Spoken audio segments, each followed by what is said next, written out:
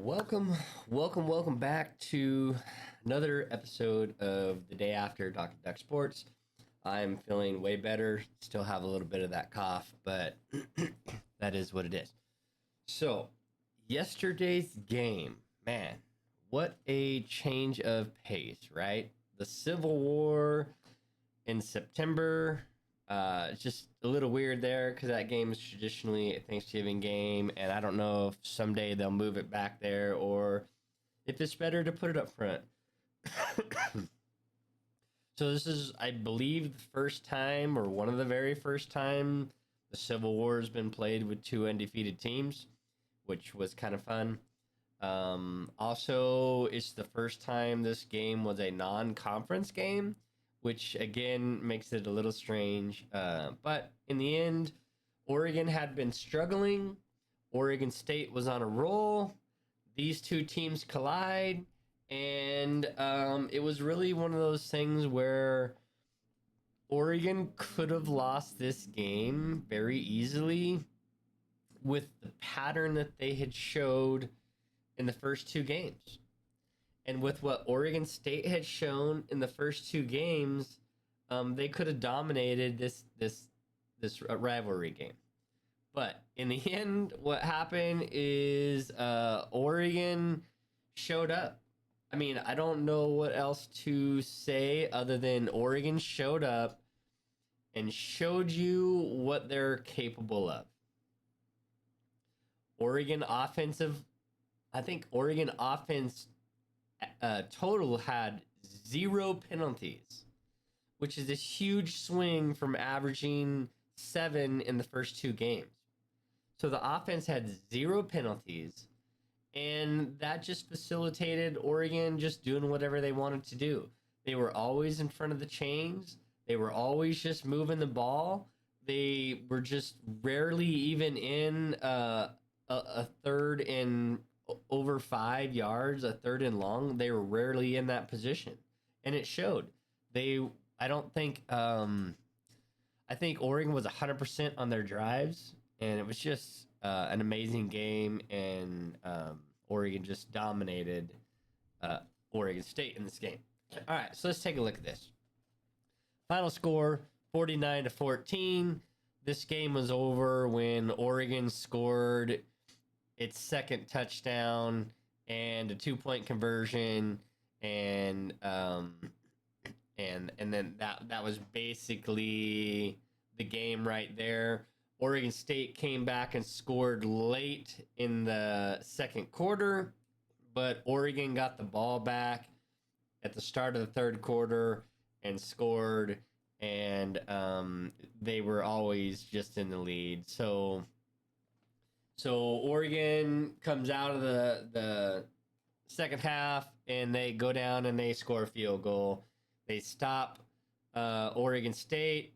Oregon gets the ball back. They go down to score a touchdown. I mean, but like I said, it was over once Oregon was up a touchdown, and that alternating pattern was the fact that Oregon State had the ball in the first half and used so much time to score, because Oregon State's a ball control team. If you get ahead of teams like that and you continue to score, they just can't keep up, and they didn't change what they were doing. In the end, Oregon's just too much pressure on offense. It was a very beautiful game. We'll go ahead and take a look at the team stats, and again, Oregon had 26 first downs, so Oregon State's 19.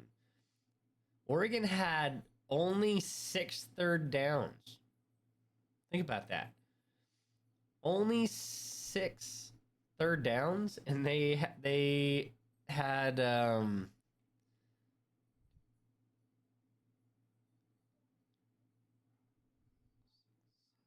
drives.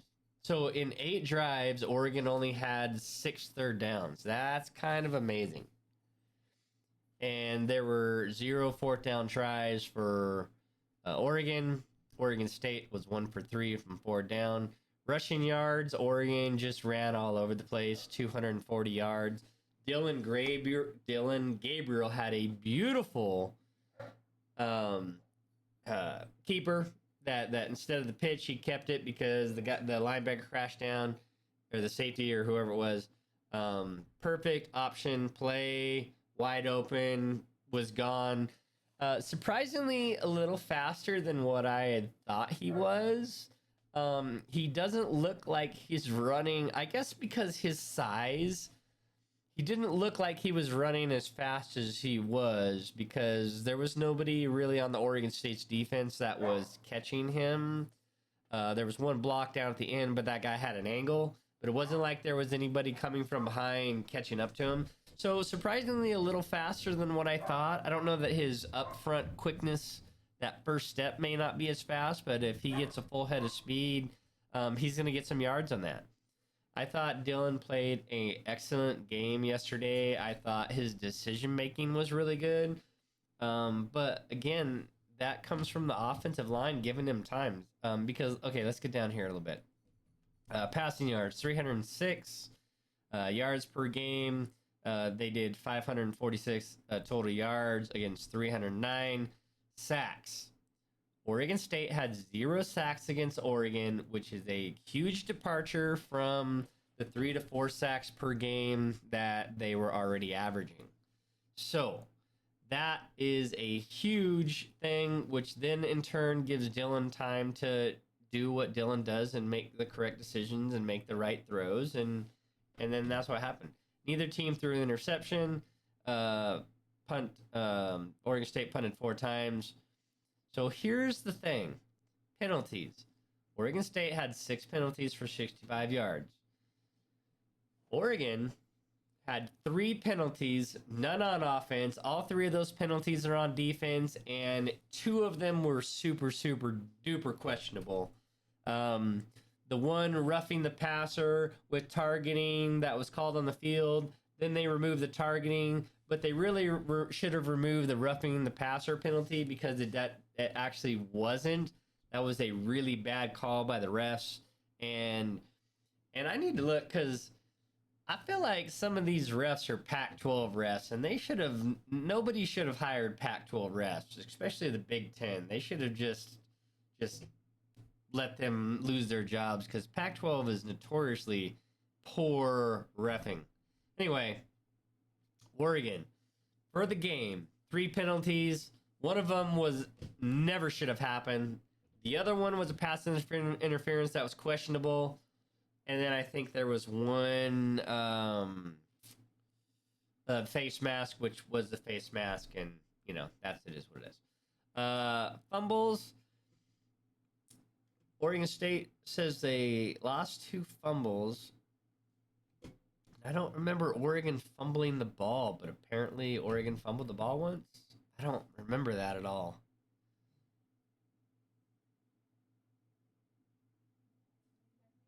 Huh, interesting. Yeah, I don't remember Oregon on the fumble, but maybe that was late in the game. Damn, now I'm going to have to rewatch it because I don't remember that at all. Time possession, 26 minutes for Oregon, 33 for Oregon State, which is what's kind of surprising that Oregon State being a possession team and Oregon not, that was fairly as close as it was, I thought, in time possession. Now let's take a look at individual stats here because I'm not 100% sure, but I think Dylan was 10 for 10 at the half. Not 100% sure on that, but I thought he was 10 for 10 at the half or somewhere super close to that. I don't think any of his incompletions happened until the second half. He had a really efficient game, 20 for 24, 291 yards, 12 average, 2 TDs. And then it was really, really good to see Dante Moore get in there. It was really good to get see him throw a few balls. I thought his arm strength looked really good. I would like to see him get a chance to throw some really long passes because I think he could zip that ball way down there. I haven't really watched Dante Moore at all, and I haven't been able to see any game of him. I was hoping to see more in the first few games of Oregon, but that just didn't happen. So it was really good to see Dante Moore get out there. I was happy to see that. And look, I mean, he was 3 for 3 for 15 yards. Not bad for cleanup time and when they're not really trying to score or do anything. But I thought that was pretty good. So Jordan James, I when I saw this and he only had 86 yards, I was kind of amazed because I thought, man, I just thought like watching the game, I would assume that he was over 100 yards just watching the game, but apparently not. But every time he touched the ball, a 7.2 yard average, 2 TDs, 14 was the long. He had 12 carries, so an efficient day for him.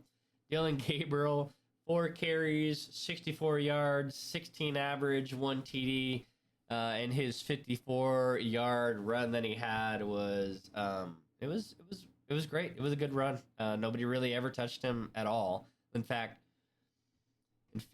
after he decided to keep it because the guy crashed down on the pitch man, nobody touched him all the way to the end zone for that 54 yards. There was one guy right at the goal line that tried to punch the ball out maybe, but that was it.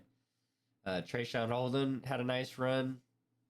Jaden Lamar had a couple runs. Jay Harrison got in there for 3 carries, got 3 yards. I think he was in there with Dante Moore. Overall, the rushing game was really good. Overall average is 7.5 yards as a team, but your 2 main backs, Noah Whittington and Jordan James, are averaging 9.1 and 7.2. I thought for the first time Noah looked like Noah was always supposed to look. I thought his vision was good. I thought his decision making was good. And I thought his speed and everything was what it was supposed to be. He had that nice 27-yard run for the touchdown, and it just looked like it was supposed to look. Not like the first few games where he just looked a half a step slow.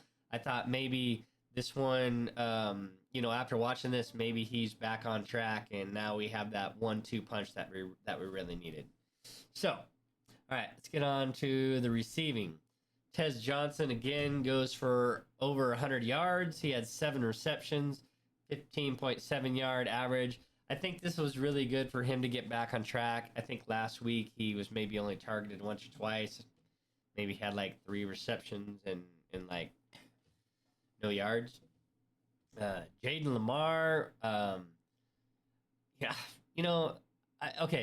7 receptions, 2, 3, 3, 3, 1, 1, 1, 2. 23 receptions as a team. 1, 2, 3, 4, 5, 6, 7, 8, 9. To 9 different guys. 23 receptions to 9 guys. 306 yards. Average catch is 3.3 yards. That's an efficient day. And I thought the receivers played really well. There was that one drop from Tez, he was upset with because the way he came back and answered with that big old long catch. I thought that was really good on his part. But, drops are going to happen, and that's the whole thing. It's just you just got to come back and catch that ball. I love our tight ends. I think they do a fantastic job. I would like to see more, actually, to them, but with the amount of weapons that Oregon has, it's hard to get too many people a bunch of catches, So, fantastic job on those guys. So it says that Tez Johnson fumbled. I don't remember.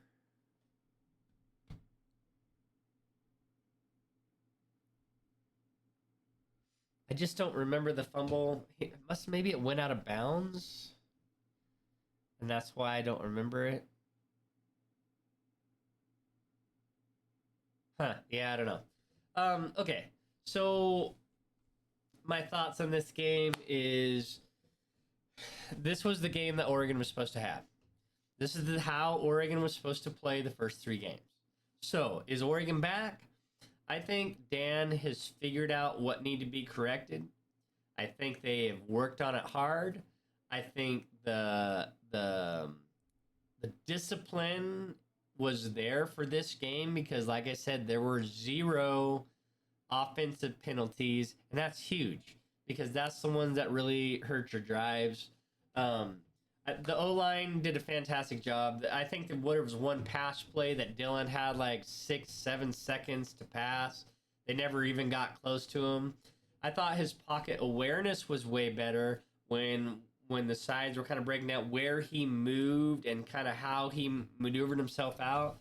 I thought once he got outside the pocket, his throws were still good. He was setting his feet. I thought, the O-line, I thought Dylan played a great game.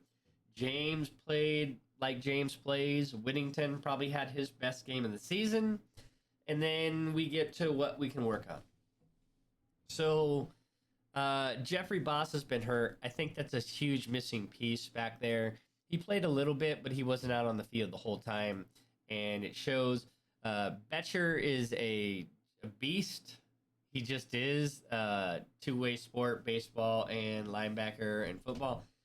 But Basa's a huge difference maker on top of that. And if you can get Basa back in there, I think that's going to be a huge thing. Now, the thing is I feel like Oregon's got some stuff figured out. I feel like they got some stuff to work on. And the thing is this is a bye week for Oregon, so they have 2 weeks to get healthy, build on what they got going on, and then they go to UCLA. And this is going to be a game that I really, really expect to see a lot of Dante Moore. Because Indiana went to UCLA and put a whooping on UCLA. And UCLA struggled against Hawaii in their first game, but got that win. And I don't see UCLA doing much this season. Indiana's not exactly a powerhouse. And if they're putting up 42 on UCLA, I expect Oregon to easily be able to walk away from that game. And I expect to see a lot of Dante Moore out there. I expect to see a lot of backups and developmental growth in this game, which should be really awesome. UCLA,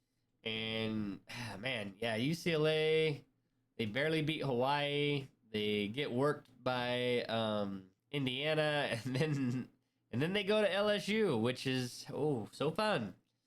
And then Oregon shows up, so they have a rough looking schedule for them because then they go to Penn State. I mean, they may be 0-4. I don't know. Honestly, I don't even know where they're going to get a win. I don't know. This may be a really bad year for UCLA. So, okay. Now, all that aside. So, Oregon was ranked number 3 in the nation to start, and they struggled, but they won. And so, tell me, if you were the number 1 team in the nation, Georgia, and you struggle against 0-2 Kentucky, or 1-3 Kentucky, or I guess they were 1-1 at the time. Now they're 1-2 Kentucky, and you win by 1 point. You win by one, yeah.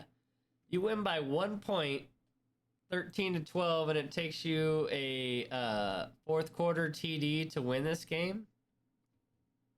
So are you no longer number 1? Because that seems to be how these rankings work, right? Is you struggle and all of a sudden you drop even though you don't lose.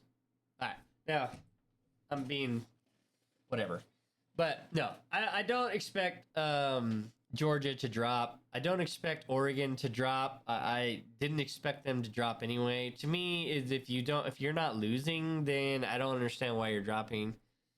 Yeah, you don't look as good, but teams and matchups make a difference, and that's all that. So, let's just take a look at standings real quick for the Big Ten. So there's 18 teams in the Big Ten, and I just thought it was very interesting that into 3 weeks we are exactly 9 undefeated and 9 not out of those 18 teams.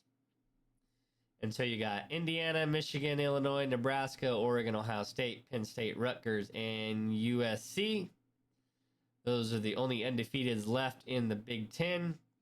And then you have Iowa, Michigan, Minnesota, Northwestern, Washington, Wisconsin, Purdue, Maryland, and UCLA all suffering at least one loss. No, I guess only one loss so far. No 2-loss teams yet. So, I guess I think people expected Washington and Iowa to still be undefeated after 3 weeks. But that didn't happen. Washington, they lost to Washington State in a painful 24-19 game. That game was very interesting. Lots of points scored up until the end of the third quarter, and then nobody scored at all in the fourth quarter. It was lots of punts. And this was a neutral site game played in Seattle, and Washington State from the Pac-2 comes in and beats Washington from the Big Ten, a revenge game from last year. I can't say I was super sorry to see the Huskies lose. It's not quite like when, the Pac-12 where, you always root for the Pac. Big Ten's kind of big for that. And who likes the Huskies anyway? I mean, they wear purple. Just weird. I don't know. So, all right. With that, we're going to go ahead and get out of here. And, what was your thoughts on the Oregon State game? Were you surprised? I certainly was surprised. The 0 penalties I was blown away by, because that's been a bugaboo and been just hurting Oregon a lot. But no sacks, no penalties,